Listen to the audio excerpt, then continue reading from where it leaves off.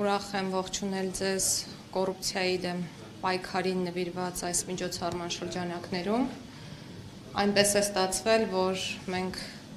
կոռուպցիայի հետ կապված հարցը քննարկում ենք մարդու իրավունքների պաշտպանության օրվա ընթացքում, ինչը կարելի է ասել բավականին հատկանշական է, որովհետև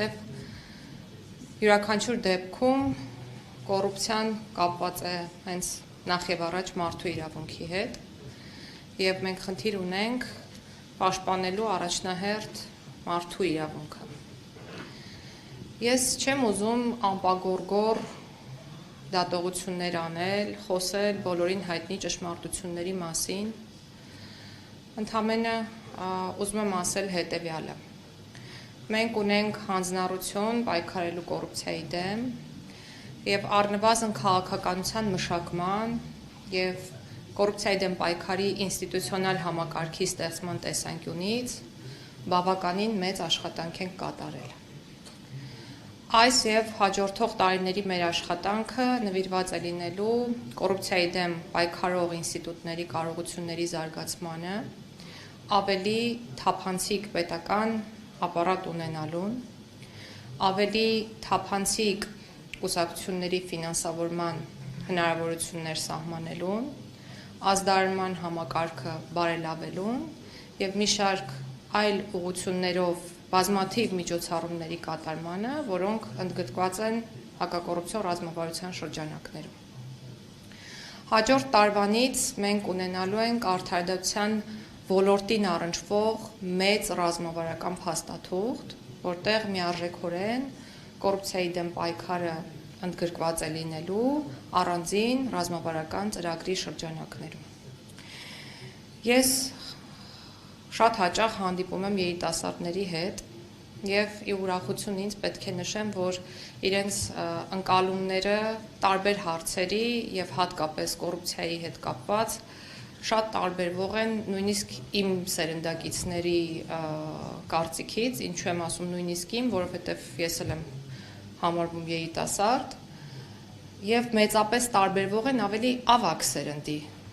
կարծիքներից, ինչը շատ ոգեշնչող եւ հույս ներշնչող է։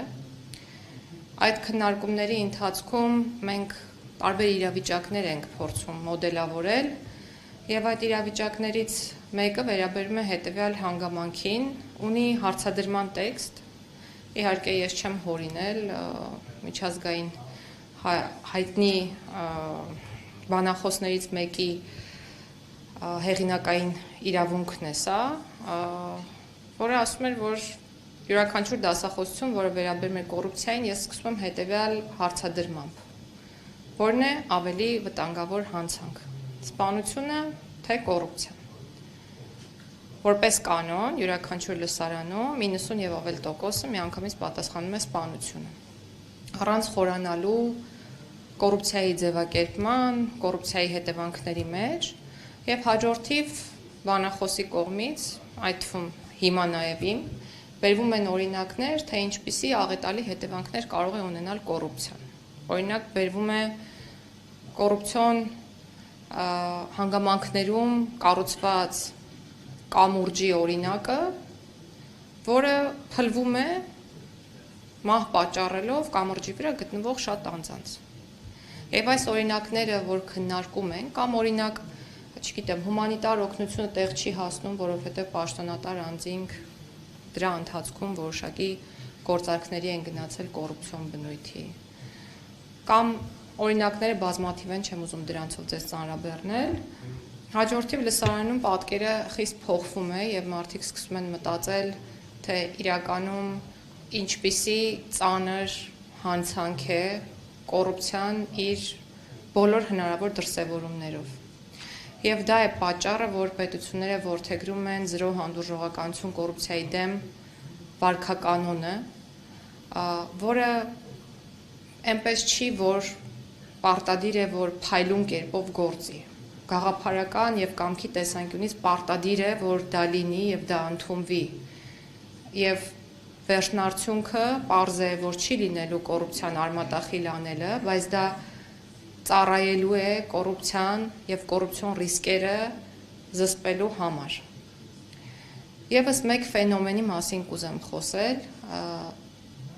մենք ինչքան շատ ենք խոսում կոռուպցիայի եւ կոռուպցիայի դեմ պայքարի մասին, ինչքան շատ ենք հրապարակում կոռուպցիոն հանցագործությունների վերաբերյալ տեղեկություններ, մեր մամուլը ողողված է, այսօր ձերբակալվեց այսինչ անձը, չգիտեմ, կաշառք վերցնելու մեղադրանքով, լիազորությունների չարաշահման մեղադրանքով եւ այլն, տպավորություն է ստեղծվում, որ կոռուպցիայի մակարդակը աճում է։ Բայց սա միանշանակ չէ, որովհետև կոռուպցիայի մասին խոսելը եւ կոռուպցիոն բնույթի արարքների բացահայտման մեխանիզմների առկայությունը եւ այդ դեպքերի բացահայտումը դեռևս չի նշանակում, որ կոռուպցիան աճել է։ Գուցե դա այլ բանի մասին է խոսում, դա խոսում է, որ կան մեխանիզմներ, որոնք ունակ են հայտնաբերելու նմանատիպ հանցավոր կամ արատավոր երևույթներ։ Ես իմ պաշտոնում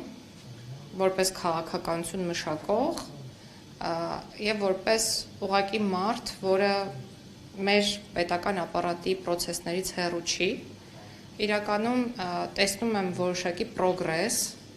իհարկե այդ պրոգրեսը խոշոր քայլերով չի լինում եւ յուրաքանչյուր պրոգրես պահանջում է ժամանակ։ Բայց ամենակարևորն այն կամքն ու հանձնառությունն է, որը մենք ունենք,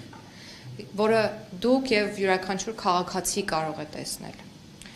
Ես ուզում եմ խոսել եւս մեկ բանի մասին եւ ավարտեմ, որպեսզի ունենանք բովանդակային քննարկում։ Այս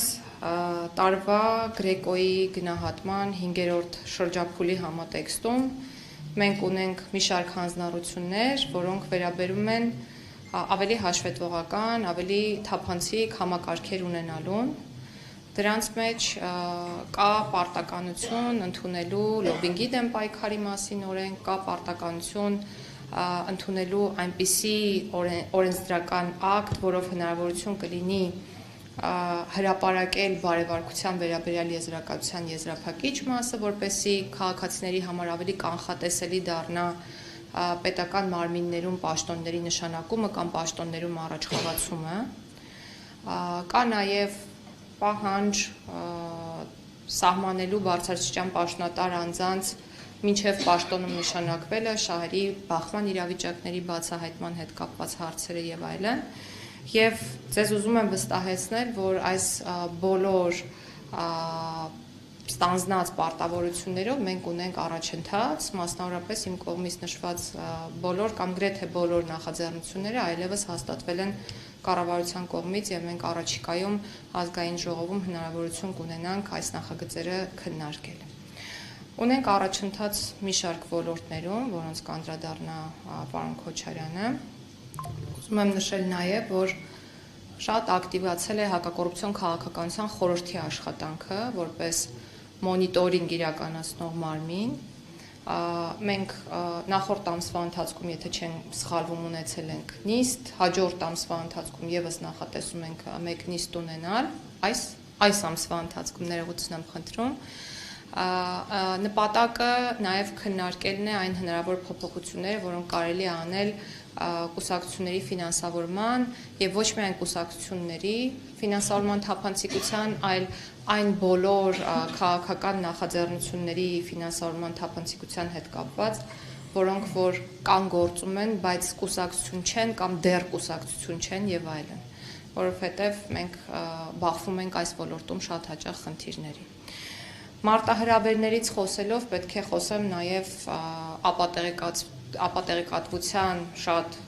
բարձր մակարդակի մասին այս պահի դրությամբ մեր երկրում, որի մասին միայն ես չի որ խոսում եմ եւ ես չէ որ նկատում եմ, այս առումով եւս շատ անելիք ունենք, նախ անելիքը իրական շահառուների ինստիտուտի կատարելագործման մեջ է, այսինքն բոլոր կազմակերպությունների, այդ թվում զանգվածային լրատվական միջոցների իրական շահառուների ճշգրիտ բացահայտումը ինչ որ առումով կձևավորի այնպիսի միջավայր, որ քաղաքացին գոնե այն քաղաքացին, որը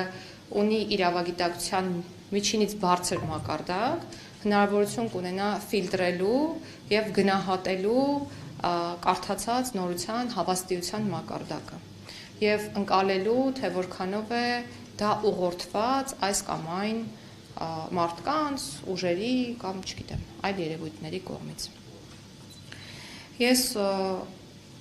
ունեմ եւ կարծում եմ բոլորս ունենք մի պարզ ցանկություն, որ ապագայում մեր երեխաները մեծանան շատ ավելի առողջ հասարակությունում